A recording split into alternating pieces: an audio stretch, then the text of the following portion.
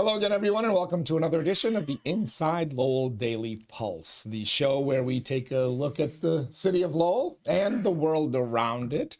This is the Thursday, June 5th edition of the Daily Pulse. I'm your host, Rod Stewart, coming to you from the Well Point Studios. I kid you not. Wake up, Maggie. That's what the voice sounds like. But listen, I still don't have the raspiest voice in the studio because my guest host on today's Daily Pulse, none other than the incomparable, the often imitated but never duplicated. It's better than bizarre. Leslie Bodor joining us here in studio. So now we've got two raspy voices. Yes, it would be like a Rod Stewart, Sydney. Wake up, Maggie. I love that. Joe Cocker. Yeah, we got a lot to talk about today. Leslie, as always, you've got some information you want to get out there from your friends at the Mass State Police. And for once, it doesn't have to do with, overtime abuse or trying to frame somebody for murder. But right, allegedly. It's actually information that we've been sharing through our various formats on Inside Lowell as well. But the state police is kind of spearheading this effort, which I didn't realize. I've run all these stories, and I didn't really realize it was the state police doing exactly. Tewksbury. I saw it. That's why I said I actually have the envelope. The blue envelope, right? To differentiate from the speeding ticket that they give you, the orange envelope. But we got that. We'll get our Karen Reed update, which is obligatory once you're in here.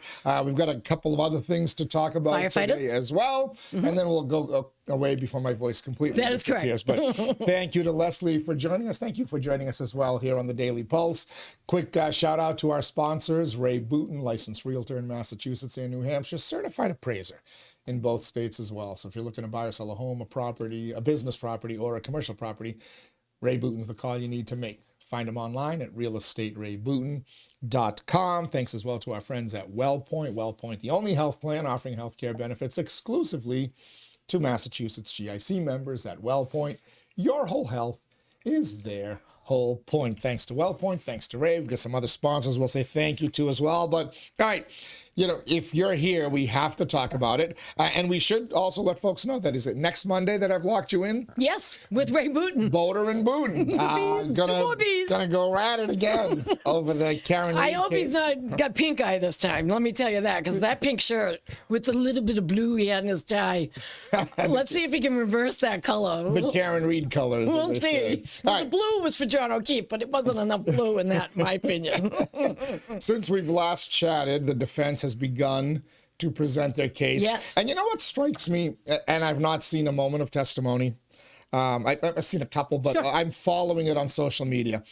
And to me, the Karen Reed case has now jumped the shark from a true factual example of things that go on in our legal system to it's starting to resemble the American political system where people are here, people are there, and you almost like, am I living in a different world? Like, I'll read one set of threads about the trial, and I'm like, oh, she's 100% guilty. She did it, whatever. And they're citing evidence in the case. You look at the other thread, and they're like, oh, she was 100% framed, and they'll start citing evidence in the case. And I'm like, are people watching the same trial? And is this really what it's like in a jury room when you have a hung jury where people can't even come to agreement on a simple fact that you can kind of see in front of your eyes? Well, are we there with this trial? That's a great question. I think in the first trial, the hung jury was not about innocence. It was culpability, but at what level, whether she meant to or not. That's what the jury had come up with, but could not conclude on the charges. They're not allowed to take in the house scenario. It's not in evidence. And what's very interesting, the defense has not called Trooper Proctor. What he's done. And they say that now we're hearing they're not going to. They're not going to. And when we were doing the Killer Bees, I was curious. I said, do you think they're going to call Proctor? I figured they would. It would be great for I wasn't sure. And then because his name is mentioned, right? It is mentioned, but through a friend.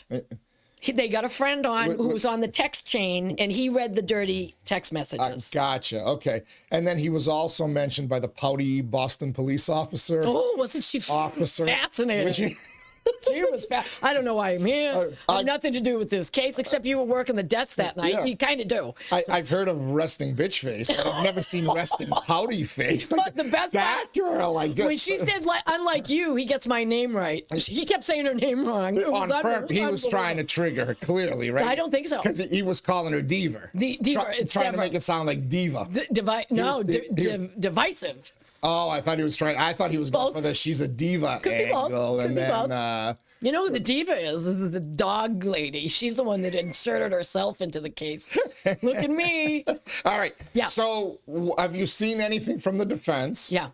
Anything new that you didn't see in the first trial? Because Yes. for the audience that isn't aware, you watched every second of the first trial, and you have so far watched every second of the current trial. I find it fascinating. Okay. It's my alley. So what has the defense put out that's new that they didn't put out? Well, in the first? that Boston police officer that was formerly on Canton. And That was originally the state's witness. Yeah. The point of her was to show that Proctor and was it Higgins were milling around the car. In other words, giving them opportunity to smash the taillight. That's right. And then plant the And evidence. then they showed her the video evidence that she had the times wrong. So it couldn't be true what she was saying. So she's recanted it. She wrote letters, told everybody, hold on a second. I've been shown proof that I couldn't have seen what I saw. But So why would she say she saw it in the first place? well, she had her timeline wrong. I guess it's all about the timeline. She said she saw two people milling about there was a weird word she used. She used an adjective for like a long, long time, a curiously long time or something like that. I forget the exact adjective, but it was odd. And So she what they saw wanted it her, or what didn't what see they it? wanted Forget her, the timeline. Did she see it or did she not see it? well, she didn't see it. So she just made up testimony in the first trial? She had false memory, which happens. It does happen. Happens a lot in trials. Yeah, you especially see it in Washington, D.C. when people are testifying in front of Congress, right? It's amazing how many things I do not recall. I don't recall. Yeah. I don't recall. Yeah. So she's pulling the I don't recall. I thought she was a bit adversarial. She's a woman in uniform that She also did a lot of the look at Bev and then she did that. I literally went, oh, sister. That was a mistake. All right. So you guys, she's a cop, right? No, she's a Boston PD. Is she an actual police officer or is she just somebody who Uniform, works there? patrol. Okay. They pulled her off patrol that night. You're to work the trained, desk. you're told how you will testify. No. And aren't you? No. Aren't you as part of the job? You learn how As you go. must state the facts. You must say this and that. You don't pout. You don't react. You just talk, right? Well, there's a human element always, but course. I give them nothing. I literally say yes or no. Yeah, I'm not an embellisher. Exactly. That's what you can only get into trouble if you start offering information. Look who embellishes. Everybody's embellishing. Oh, but boom. I say nothing. You ask me a question, it's yes or no, and I will stick to that. And then you have to pry it out of me. All right. So she was new. Have we seen anything new presented that might be exculpatory? Well, they brought in a lovely married Greek woman, 𝐶𝐞𝐬𝐥𝐢𝐞, I think it was. Yeah. And her name is 𝐶𝐞𝐬𝐥𝐢𝐞. Anyway, it's a fascinating, fabulous name. She had to spell it. And what's her? She was role at the in bar. this? She was at the last bar, and she's a pharmacist, and she's telling people from the defense and the prosecution that she didn't think Karen Reed looked impaired. That's her only testimony. Interesting. Yeah. But the blood alcohol content 9 hours later was an 08. So it means at that time she's blowing a 2 plus. Is it possible? I've been thinking a lot about that. Yeah. Is it possible that she went home at 12:30 after slash dropping John off or hitting him and just continued to pound? Is that possible? And that's why Ray her Boone blood- brought that up last time. Because otherwise, if her last drink was when they left that bar, 9 hours later, she's not going to be a point. 3. No. It comes out of your body Right, naturally. exactly. Yes. So she blew a what, 0.23 or whatever? They estimate her over a 2.0, between a 2.3 and a 2.5, I think it is. At that time of the morning or at 12:30? At 12:30. Oh, okay. Yeah, and then it dissipates from there as you stop drinking. Unless she kept drinking. Which is a case that he cited, Ray Boone cited last time we were here, which has been tried in Florida. They tried to say that he went home, he drank. The attorney told him, get to a bar as fast as you can. So I don't think that floats. That's not going to float. All right. I'll give you something interesting. Yeah. I do think the prosecution is being more effective this time. Hammer and ink. I'm basing that based on a conversation I had with a couple that I've known forever. Wonderful. And the gentleman who who had told me in the previous trial side? she did it. No. No, who told me she's innocent. Okay. She's framed. We don't have to We prove talked innocence. about who framed him, Right. whatever. He's changed his mind thanks to Hank Brennan. Yeah. And the new evidence predicted The that. way he presented the evidence is different too. He didn't put on Proctor, and Lally did. He didn't put on anyone that was detrimental the first time around. He was smart. Plus, he kept showing her own clips because she went on a victory lap after the hung jury. A hung jury, by the way, is not an acquittal. Huge mistake. Huge mistake. How could Jackson And this is the others problem I allow have, her to Teddy. do that? There's a gag order against all attorneys, not her though. And Well, you can't. It's hard. Wait a minute. It's hard to gag the behind person. her though, there's a gentleman, the new attorney this time from the upstate New York with the black dyed hair. I can't think of his name. I'm not watching. I know you're not. I can't think of his name. Shoe polish? So he's up there. He's very good, very, very good defense attorney. And he I forgot where I was going. That's all right. With Anyway, the gag orders. The gag order, yes. He's behind her when she speaks, doing this. Is he? You know, like the dog in the car. You know, that little thing people have in the back of their cars. Their head just does this. He's doing that. I consider that a violation of the gag order because he's agreeing with her statements, which are derogatory to the state's statements. Her statements. She comes out of the courthouse every day and either says this something or isn't in the doesn't. courthouse. This is when she leaves. When of she course. leaves. Gotcha. Okay. And they have a gag order. But he's behind her. What she said, and that's, in my opinion, a violation of the gag order. All right. Because he's concurring with her. Now, she's also stepping on herself because she keeps telling different things. She keeps saying different things. And Hank Brennan is pointing every single interview and inaccuracy. And it's in her own words. She should have never spoken on camera. I She can't can't believe help the it, attorneys Teddy. let her do I that. have a feeling when she hits your phone up 50 times in an hour that she might like to be the center of attention on occasion. You think? So she comes out every day. She does her spiel. Either I have a comment or I don't. What I want to hear is her comments on the stand because she's chatty Cathy everywhere else. Let's hear it. I want to hear your side, sister. You want to talk? You want to say this witness is A, B, C, and D when you're done for the day, and that witness did that, and this witness did this, with your attorneys doing this behind you? But you know that's not how the legal system works. I'm just saying. She's never going to testify. Well, I think she should because they're not putting Proctor on. Well, I think they all should, but they do have a right against self-incrimination. So, off day today. What are you going to do with yourself, by the way? Today? Yeah. Drink. Just don't back your car up after you do, please. I walk. So there's an off day today because it's too hot. And please explain this to me. Now, we know that that's a really old courthouse. Yeah. They have this fan because they used to keep going to the fan at sidebar. There's a fan. That's how it looks like. How did you steal Ruby's blow dryer? It's like my daughter's blow dryer. It was so hot when I got here. The fan's too loud. I'm laughing because they should have just held this case in Lowell, just gone to one of the old courthouses that also old buildings. Imagine having a courthouse so old that they haven't fitted for, we are the first. for air conditioning. You know, they have these split duct systems now that they could use. Technology's really improved, and they still No money for the court. having that in a courthouse that is obsolete. That's what makes our courthouse fabulous. But last year's trial took place through the summer. That's the part I don't get. Why are they doing an off day today when idea. last year's entire trial took place in the summer where there were multiple hot days? I have no idea. It's just that there's annoyance with the fans, and the fans would be really on today.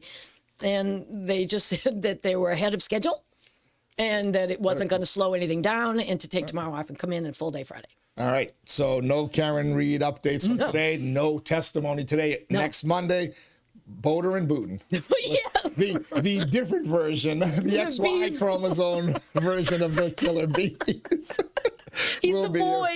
He's the boy. We'll get those two fighting and talk more about that. You're tuned into the Daily Pulse on this Thursday, June 5th, 2025. I'm your host, Teddy Panos, sounding like Rod Stewart, along with Leslie Bodor here. We'll get back to our discussion. First, let's thank all of our Daily Pulse sponsors, shall we? Ray Booten, licensed realtor in Massachusetts and New Hampshire. You can find him online at realestateraybutin.com. Thank you as well to our friends at WellPoint. WellPoint, the only health plan offering healthcare benefits exclusively to Massachusetts GIC members. Washington Savings Bank, banking that goes the extra mile. But as I've taken to saying, not if Cynthia Cream's bill passes, because then they're going to have to pay a carbon tax for those extra miles. Just kidding, they probably will. Make the switch now to Washington Savings Bank. TMI Properties, quality and value at every price point. Find your perfect space with TMI. Mahoney Oil, providing warmth and protection to Greater Lowell and Southern New Hampshire since 1925. The Greater Lowell Community Foundation, improving the quality of life in our communities through strategic, impactful philanthropy. Francis E. Preventure Insurance, Leslie's favorite sponsor, and the agency Greater Lowell is counted on to protect its most valuable assets. FEPINS. 1982. FEPINS.com is their website. I finally said it. The faster you say it, the more trouble you get into that one. And by the Massachusetts Pirates. They bring all the hard-hitting action and excitement of arena football to the Mill City. Next Pirates home game Saturday, June 21st, I believe, against the Tulsa Oilers. So, back to Leslie Bodor. We were talking about courthouses before we broke there for commercial. Yes. The Lowell courthouses have been a lot in the news this week. Actually, loyal readers of InsideLowell.com knew 2 weeks ago that the Commonwealth of Massachusetts was eyeing conversations with City Manager Tom Golden about both courthouses, abandoned courthouses. Heard and Gore? Heard Street District Court, Gorham Street Superior Court, and the UMass Lowell Linen Conference Center surrounding their future and housing. This week, Governor Healy's office announced that the Superior and District Courts were in different phases, but putting out requests for proposals to convert those properties into some type or form of housing. Initially, we, hey, great, 2 vacant buildings, they're going to come on the property tax rolls, whatever. City Councilor Corey Robinson penned an op-ed. We've got it on InsideLowell.com. Yeah, I read it there. He's posted it on social media. Again, go to InsideLowell.com. You can read the full op-ed where he's envisioned that Superior Courthouse as some type of marketplace, gathering place, some type of economic development place that will kind of help transform that neighborhood, begin the transformation. And he said something interesting that I wholeheartedly agree with. Like, we got to try to control our own destiny. Lowell, don't let other people determine what Lowell is going to be. What did I say last week? Because what's the vision? What they'll determine is that Lowell is it's a place where we're going to stick all of the poor people we can, all of society's ills, so we can avoid putting them in the ritzy neighborhoods where we live. That's correct. If as the decision makers kind That is of correct. think about it. And it makes a lot of sense. It struck a chord with me. My question, though, as I just kind of look around at what's happening in the Commonwealth, how realistic is that hope for some type of economic development facility there? And would it not, if we can get money to create some type of housing, affordable first-time buyers, like not something that you rent affordably, but something like affordable home ownership, the same model used out at the old Shaughnessy Terrace, etc. Would that be not the best option? Because I do think some type of commercial development would be great. Be great. But I almost feel like that's the most realistic option. The housing? Yeah, well, because you can get housing developed. Look where it is. I mean, the projects aren't going to move.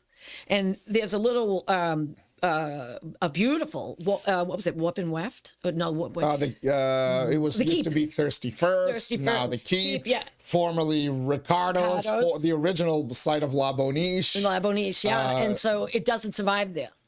So to put businesses in, unless you have parking for 60 cars, you know what I mean, in the back, there is parking at that facility, which is interesting. Yes, there is. And I would drive up and walk in, but I wouldn't walk up from County Square and go up past Gorham Street. And but the thought is you begin the transformation of that entire area by making that back central, a business magnet. Yeah, back central. Can you transform back central? Can you transform the lower part of Gorham? We can't even transform the end of the connector onto Gorham Street. I mean, my God. So you brought something up that I originally read this piece by Councilor Robinson. I'm like, yeah, I agree. But you're right. The projects aren't moving. No. We're not getting rid of that. That's federal housing, right? So those projects aren't moving. And that variety store across the street. I mean, we can It's maybe a fortress. Ever been in there? can maybe find a way to drive it out and do something else there. But the other thing that's got me now kind of like, I'm looking at a couple of stories this week in the Boston Herald. The first one was the city of Boston has taken two former commercial business buildings, office Like federal space, or from and government. turned. Well, they were. I think they were private office okay. space, and they have awarded. They've given money to developers to turn it into housing. And it's that same model that we're seeing everywhere. First floor commercial, everything up above is housing. Two different properties, and Governor Healy's office has provided a whole bunch of money. The city of Boston has provided, so that's all moving forward. This morning there was a story in the Boston Herald that talked about the decline of commercial properties and the cost of these empty buildings. So I did a little snip. Okay. This was from that story. Now it's a think tank, right? The Boston Policy Institute, in conjunction with the Center for State Policy Analysis at Tufts, blah, blah, blah, blah, blah. Boston City Hall not happy with it. But here is the point, and this is something that's been reported elsewhere. They predict a $1.4 billion shortfall for the city of Boston based on their property tax projections. They say they think these commercial properties are worth X, but they're really worth Y, which is way below. And as property tax values continue to decline on vacant office buildings, Boston's in trouble. They'd originally based a 20 to 30% decline in office values over the next 5 years. They now say that's the best case scenario, and it could be 35 to 45% decline in commercial property. And they've been values watching that how long? in Boston? They've been watching it decline. Well, so Newsworthy. So this is the thing. This is the post-COVID world. And look, I'm the champion of, I wanted to see Lepoli's tower there. And if Lepoli wasn't going to build it, by all means, get a developer in there who's going to build it, right? And we were told it's not going to happen. Not going to happen, yeah. It's not going to happen. From what I understand is we're getting a 2-story commercial building. Okay. From Scott Draper. Councilor Eric Gitcher's friend Scott Draper is putting no relation to the Draper Labs that's part of UMass Lowell. No, this is Scott Draper, because nobody's at liberty to talk about it yet. I'll take anything. Even though we all know it's going to be a 2-story Draper Labs commercial building. That said, the 8-story office tower, we're told, yeah, it's not going to work anymore. Okay. Unless you fill it up with, state offices or whatever. But even that, there seems to be no demand for it. And these stories like this are kind of showing it. Now, we used to hope that the plan was Lowell is so much more affordable than Boston and Cambridge. Because they keep telling you that. That all these, all these people that want to go and open business commercial properties in Boston and Cambridge are going to look at Lowell along the commuter rail and say, oh, it's so much cheaper, we can develop here. But if they're not developing anywhere.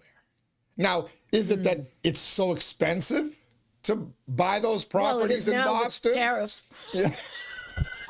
Have your prices gone up? Well, I haven't built anything with steel lately. I've heard for 2 months that prices have gone up. And I haven't noticed. I don't pay attention to the minute stuff, Teddy, because there's so much my head would explode. Right. I'm not seeing any of that. But anyway. I'm not looking. Does Lowell have to make the best of the situation with these courthouses, or should we hold out and get that commercial development the Council Robinson's talking about? Let's make it smell like a rose. Lowell turns crap into flowers all the time. It seems to be the depiction of us as the city. We lift everyone up that tries to come here, but now we're getting people that don't want to be housed. They don't want to be housed in Boston. They don't want to go to Rosie's or wherever there is facilities in the city. There's more opportunity in Boston as a homeless guy than there is outside of Dunkin' Donuts in your fur coat today. There's a gentleman out front rocking a.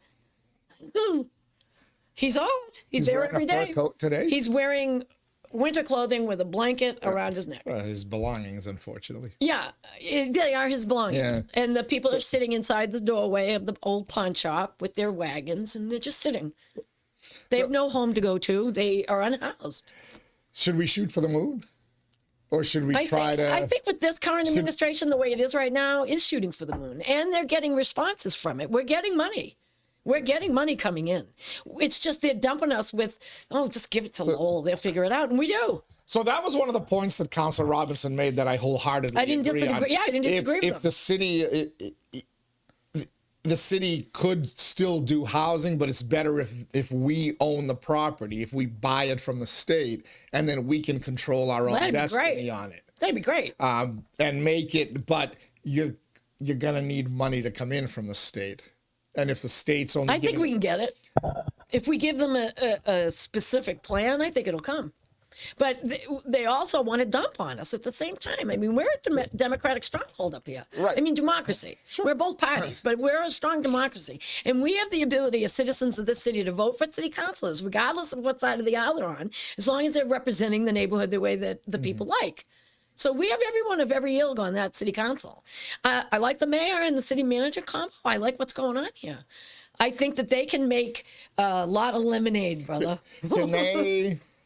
Can they hold, if the state is driving the train here on the Superior Courthouse and the other courthouse, can they hold the state to them? Because the manager talks about this, the affordable home ownership, the first-time home ownership. Well, I want to live on Newbury Street, Teddy. I can't afford it. to create, generational wealth. I know that's his goal. That's the goal of the manager, not just at the courthouses, but everywhere. But not generational wealth on the dole. But I don't trust the state to not say, no, we're going to give you tens of millions of dollars, but you're going to make X amount. You're going to make X amount affordable, aka what is affordable? Taxpayer. I'm sorry, what's affordable? Taxpayer funded. That's what it is. It's affordable. Oh, Section 8. It's affordable for the person living in there and getting it subsidized. Yeah, that's. So they make $20,000 a year. It's not affordable. I think we can finally all agree that you're never going to get affordable housing. I don't know why anywhere it's even in Massachusetts anymore, because it sounds good. It's a nice buzzword. Well, knock it off. It's not affordable to the taxpayers who fund it. And no offense to the person. Why do we have to make it affordable for you? Why can't you rise up and meet us? All right. Come to us. So you said an important thing there. Uh-oh. This manager is going to fight for that. Yes. All right. He has connections in Boston. We believe he's going to fight for that. We don't know who the next manager is and what their priorities are. Well, how many years do we have? Well, he's got another 5 now. I'm very happy on top with of his that. contract, but that these things can change really quickly. Yes, but they can change for the good very quickly. And who's the next person who's going to come in, and where are their priorities? He's going to stay. There's a section of this city. There's a political faction in this city. Do tell. Who's all in on all the, I'll say it, lefty policies that have led to Lowell becoming a dumping ground. Oh, great. I know exactly to whom you speak. Forget the carbon taxes and all that stupidity, but all these other policies that are like, hey, we should prioritize 25 homeless people who don't want to be over 120,000 residents. We should prioritize the non-working and the non-profit industrial complex over the economic development community. Yeah, they feel superior. They think feel good about that, Teddy. Yeah, because they think they're better than you or I. I'm stepping over these people just trying to get a nice coffee. Well, I've always, and I'll put this out there all the time. There was something the other day, somebody put on Lowell Live Feed Forum, put a picture of this sign and said, that tent you see is this and that. Why don't you use somewhere like, F off or whatever? Like, why don't you invite them in to use your bathroom or whatever? And it hit home with me because it reminded me, if every single one of these very vocal homeless advocates just took one in, take them into your bathroom, take them into your shower, put them into your home with your wife, your daughters, your sons, for that matter. You sure they're not on a registry somewhere? Where are their own families? And even if they're not, where's their own family? But even if they're not on a registry, take them in. If everybody that preaches compassion with your tax dollars and my tax dollars, which are going up, if they just took somebody in, and you saw Governor Maura Healey. She said, take in some of these migrants. We don't have enough housing for the migrants. She invited people to take them in. Do you know how many people took her up on the offer? None. Boom. But what if the state said, you take in a homeless person and the money that we give to XYZ facility to provide services for the homeless people, we'll give to you and your family. I'm not marrying. Take them in. I'm not going to marry what brought you to homelessness. Well, I don't want to be part of your drama, brother. No. so there's a reason. I got family I don't talk to because of their drama. I'm going to let some guy take my shower? That's I don't think so. And that's the bottom line, that no matter how well-intentioned people are, there are certain people who are homeless for a reason. And they're mentally disabled as well, on occasion as well. They have issues that can't. But they're also dangerous, Teddy. They could be. Not all. Not all are dangerous. The guy in the fur coat and the sweater, I don't even eye contact. I walk by him like this. You know, he's there every day. He just wanders It doesn't out. bother you. That's If we made that Dunkin' Donuts, what's the fancy one? A Starbucks. We wouldn't have a problem over there. well, Starbucks is very woke. They would give them free coffee too. Well, they have a cup. So, what would you like to see the Lowell courthouses become? Superior Court and the District Courthouse. Parking lots? I want them to be leveled. They can't. They're not going to get leveled. They're historic. I've been in Hurd Street a million times. That's historic. There's a lot of blood, sweat, and tears in that place. I'd literally level them both to the ground. Well, the Hurd Street one is interesting because that's literally, somebody pointed out to me, there's the Inn and Conference Center, there's a vacant parking lot, Yes. and there's the Hurd Street thing. That'd be They defense it because the homeless people were living on the lawn. That would be quite a complex out there. Flatten it. You'd flatten both of them. What would you put in their place? I'd salvage the hell out of Hurd Street. It's all wood. All right. So what goes into its place? A marketplace, a mill number 5 2.0? No, because that's coming up to Merrimack Street at Central. Yeah. Well, and Isn't it? It's supposedly, yeah. And I mean, we can we also, is it mean to point out that mill number 5 1.0 basically was bankrupt? And failed. It was subsidized by James Lychulis, and he finally said, "I'm not going to put any more. I can't afford any more money." Person. He had 2 or 3 of the anchor businesses in there. Yeah. And then he was also kind of helping subsidize the whole project. Yeah. And he finally said, "I can't do this anymore." Yeah. So I hope they thrive on Merrimack Street. I'll be there. They're literally right across the street from you. A block away. Yeah, Yep. you can spit out your window and hit somebody with a yoga mat. Going in for their Bikram yoga or whatever the hell they do there. Namaste, Teddy. I used to see them at 5:50 in the morning when I used to drive to the old WCAP place. They'd be carrying their yoga mats to go into mill number. It's very thin. What's the other yoga? There's Bikram. Bikram, and what's the other? Bikram is the hot yoga. Bikram's our Only good-looking people are allowed to be in there. I've been in there. Is that what the Bikram yoga is? No, actually, I snobbed my way out. I tried to go to the one in Chelmsford, but they were so snobby. Oh yeah, they got a Bikram yoga in Chelmsford. Well, not anymore, because they were a bunch of snobs. They were the most horrible women I've ever run into in my life. Hot and affluent. It's a bad. They were bad, and this is where her mat goes, whether I'm there or not. By the way, you'll want to watch tomorrow the Pod Squad because we're going to unveil a new acronym that's very That's very specific to a lot of the things that are going on in our society today in Massachusetts. And awful, AWFUL. So we're going to debut that tomorrow. But, all right, so courthouse plans, that's a big topic of discussion. It will be going forward. I'd love for Councillor Robinson's vision to be true. I think he has people in mind. I don't, if he can pull it off, I'd say, make him the city's economic development director. Forget city council economic development director. Sorry, Giovanni, I don't. If the guy from Centerville can bring in some crank, people should move. But it's one thing to have these conversations, and then it's another thing for somebody to actually come into Lowell, look around, and say, "Not yet." They're not going to do it as long as people say, "Oh, Lowell, have you ever been?" No. Shut the door, brother. So we have to start somewhere, right? We've got to show them with this administration. We got to show them with Link. We've got to show them with hopefully front runner city stuff. And I believe it eventually comes in. Do we want the courthouse to stay vacant though for that? I want it flattened and leveled. Now the good thing is the courthouse is not currently bringing in any tax revenue. No. So, but it is also a missed opportunity somewhere down the line. I assume there's 10-year TIFs and whatnot, but there's the potential to put it on the tax roll somewhere down the line as housing, as something. I think we need to come in like a wrecking ball. You want to tear them down. Smith Baker too? I don't want to tear down the transitional living center. I want to I just want to throw a dust bomb in that place. Well, maybe we can bring in some of these illegal aliens where instead of, throwing Molotov cocktails at Jewish people, they can throw them at Lowell buildings that Oh, they're fighting for the family. They went after the family because they all stayed past their visas. So it's terrible what's going on. So these are your people. My lefties? The Democrats, yeah, they are now. A judge last night ruled that they can't deport the family girl yet. Yeah, well, there's a daughter involved who's a Fulbright scholar. I mean, she's been raised here. She's quite accomplished, and she has to go back to Egypt, which I don't think she Did she know what Daddy harbored inside?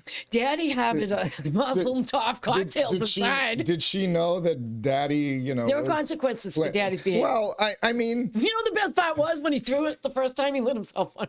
I keep hearing, when the ICE agents, it's like they're coming in, they're abducting people off the streets. It's like the brown shirts and this, and I'm like, the brown shirts from Germany? Yeah. I mean, look, the brown shirts That's are the Hitler here. Youth today. 1930s Germany is here, folks. Oh, yeah, it is. Look around and, You put him in the White House. It's not where you think it is. That's who's shooting the Jewish people outside the Jewish embassy. An Egyptian. Shooting a Jewish. The Jewish couple outside the embassy in broad who daylight. was that? I forget what the motivation was that. Left-wing loony. One of these, he shouted, free Palestine, right? The guy who literally lit an 80-something-year-old Holocaust survivor on fire.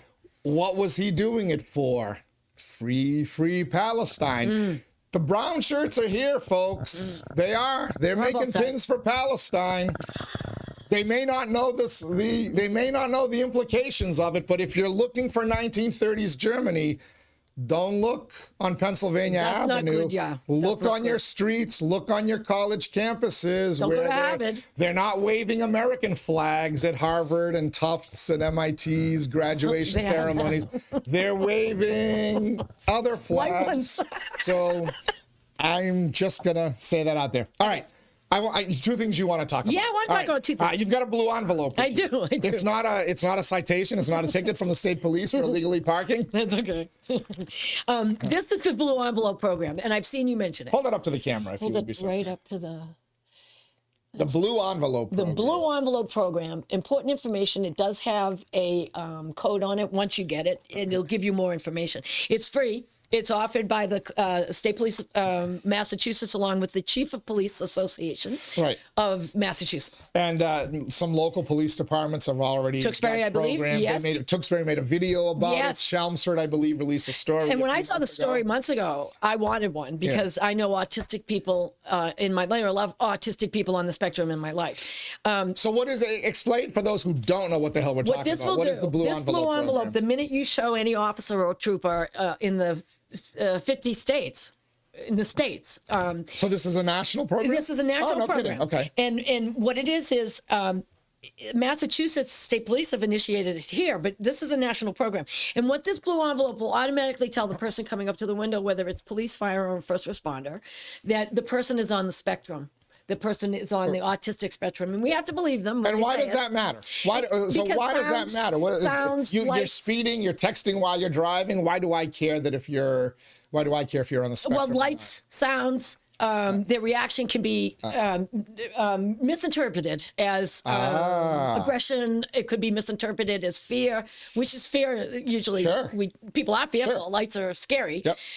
So what this envelope program does is it lets every driver that is on the autism spectrum, and some are very, very high functioning, like Elon Musk, and some people are not functioning at all and nonverbal, like Doug Flutie's done. So are they driving? If you're that, I didn't know that. I wonder. I didn't know that. Is there a level of the spectrum where they will not? Well, there is a written exam portion of getting a license, so they have to pass that. There has to be a vision passing, and there has to be an actual physical exam of driving capability. All right.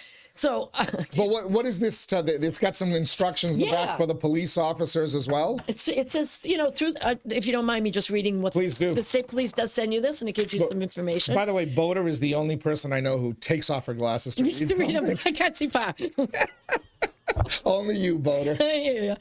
It says they've partnered with the Chief of Police of Massachusetts Association, which is all the local guys and the city guys, to make sure that the blue envelope is available to all families with anyone on the spectrum. And it doesn't matter what spectrum. If there's any malady, I would get this blue envelope, especially if they're going to drive. You know, I didn't realize people on the spectrum would be driving someday, but then I thought of Elon Musk, who is on the spectrum.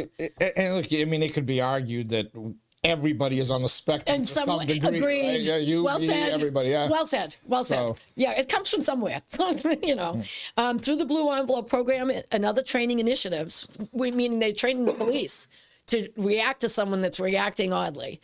Our officers will be better prepared to recognize and mitigate the stressful effects that interaction with a police officer can have on a person with autism.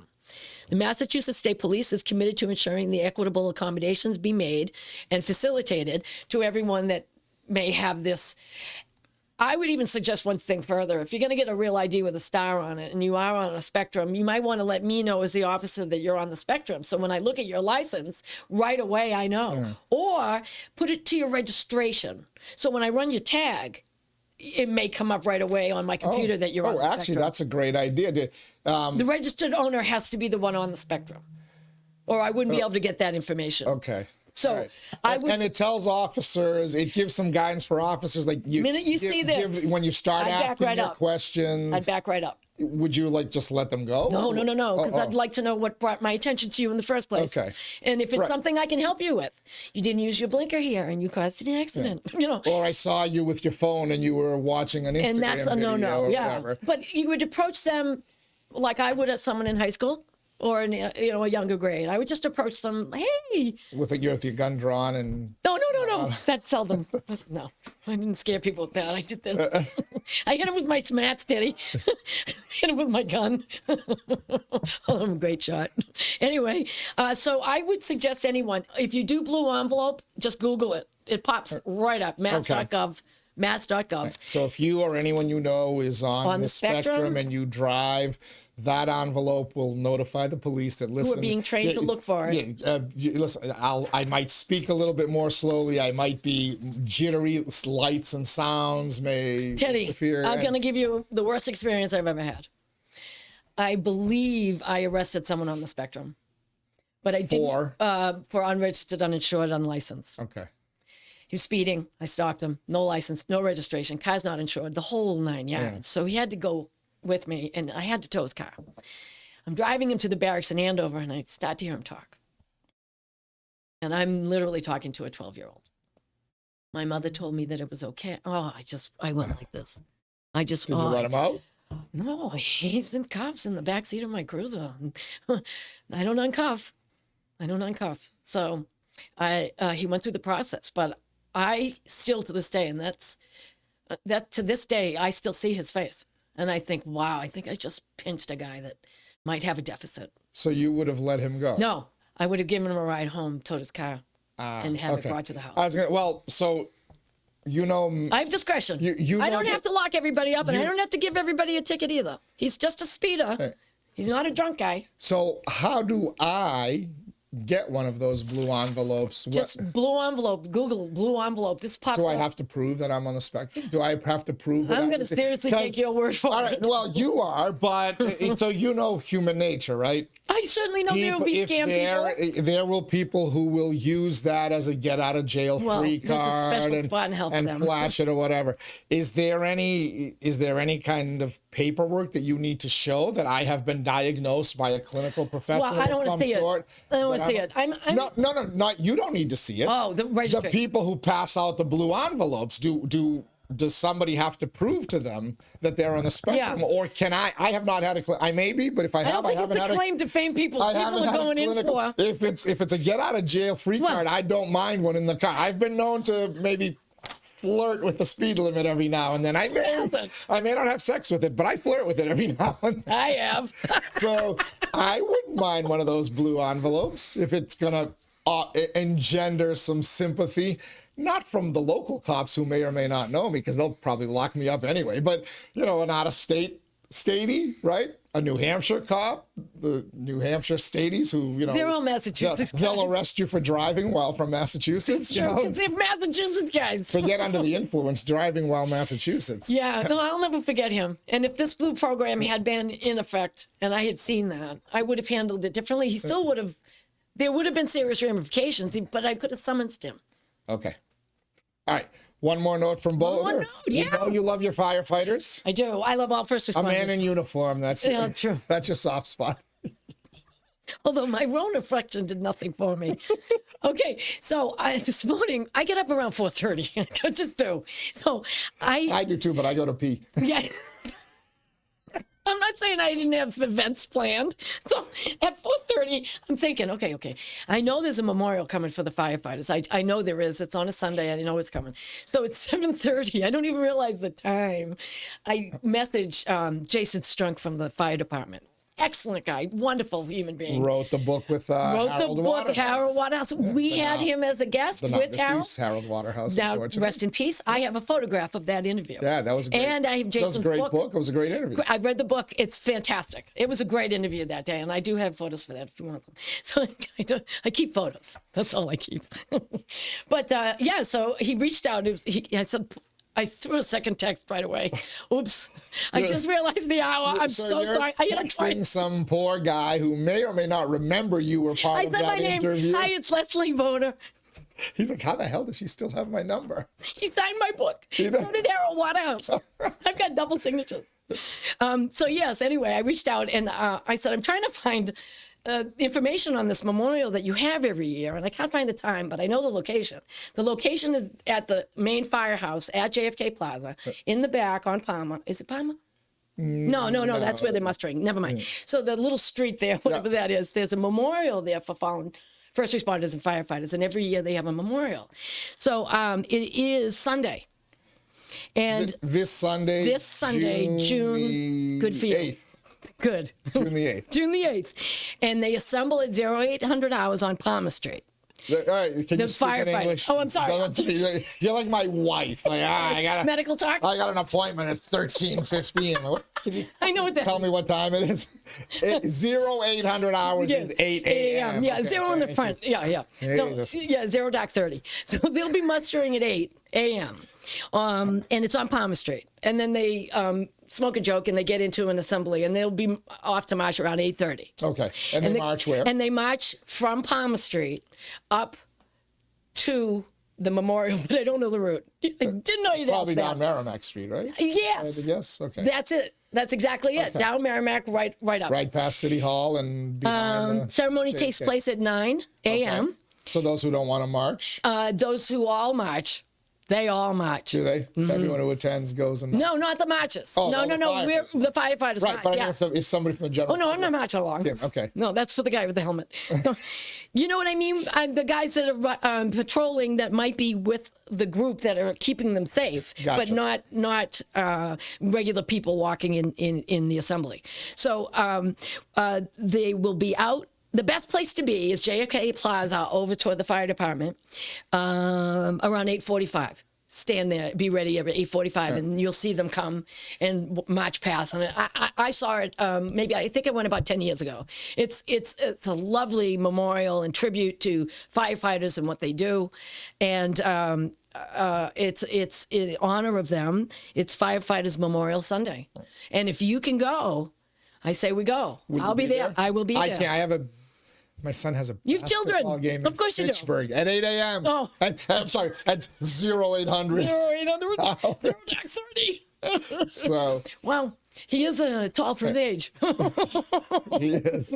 All right. So this Sunday, Firefighters Memorial Ceremony march through From Palmer Lowell, downtown to and then over behind the JFK Plaza You'll see where it. the past the Stephen J. Bodor flag banner. That's right. You get to see your dad's banner. I saw your photo on Facebook. You were standing under it. Now I know exactly where it is. I'm hugging the pole. Yeah. It's the closest I can get. Tree hugger, Tree pole hugger, hugger. You'll hug anything tall and circular. True. If they hug back, I know someone like this. No, that's not. I divorced him. And you will be there. I'm definitely going to be So there. a chance to say hello to Leslie as well. Well, no, it's a And very bring your quiet wallet, by memorial. the way, in case everybody gathers for a brunch drink afterwards. Free coffee. Because Bodor won't have a penny on her. No, I'm pretty sure they go into the firefighters' stall. What do you call it? Bay, and there's a mass. Okay. Usually there's a prayer. There's a mass for them. So I usually cut out then. Right. I'm not part of the families. I'm just, I'm a Why not? supporter. You are. You have autographed books. I do. You text Jason Strunk at 4:30 in the morning. I know. You better 6:30. be family. 7:30. I was like, when I saw the time. If there's a significant other Strunk there, they need to You're know. gonna strunk me. Who is that bitch? They need to know why some strange woman is texting at 4:30 Her in the husband, morning. exactly. I'm sorry. It's 6:30, but 7:30. Excuse me. But yeah, so it's the 8th Sunday. They muster early. If you're there around 8:45, you'll see them come, and then it's a short memorial, but it's fabulous. I think it's a wonderful tribute to the hard work they do because they're dying every day. The guys in the pile are dying. The guys have hearing issues. They have all kinds of problems that they need some support. All right. Most of their days are boring, but there's Yeah. an occasion where it gets really exciting really quickly. Really quick. Not in a good way. Not in a good way. Not a good way. All right. Speaking of exciting, but Yeah. in a good way, Leslie Bodor, always great to have you in here. Thanks, Teddy. Monday, you'll be back. Frank Booten. Bodor and Booten, Killer Pink Bees, eye. XY version. I'm dying to see his outfit for next week. I can't wait. He's always got some fancy shirt and tie on. So Pink. we'll talk to you guys then. Thank you so much for being here. My pleasure. All right. Thanks to Leslie. Thanks to you for tuning in. Tomorrow we'll have the Pod Squad with our week in review here on the Daily Pulse. Plus we'll unveil our new acronym, AWFUL. And we'll see if you are awful and whether it properly applies to you. Till then, everybody stay safe, stay cool. It's going to be really hot out there. Scorcher, we're getting in the 90s today, and I'll catch you on the other side.